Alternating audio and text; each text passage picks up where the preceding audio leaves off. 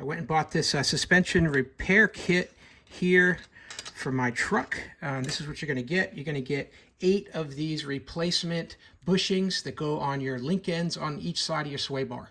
So it's really common on Chevy trucks, on GMC Yukons, other trucks like that, for these to wear out over the years.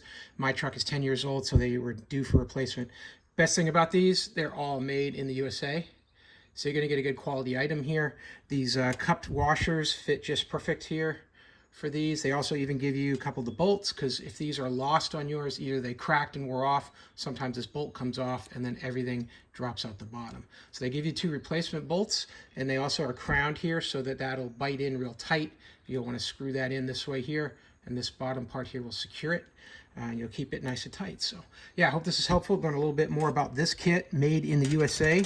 Really good quality, and I look forward to doing this install. Hope that helps. Have a great day.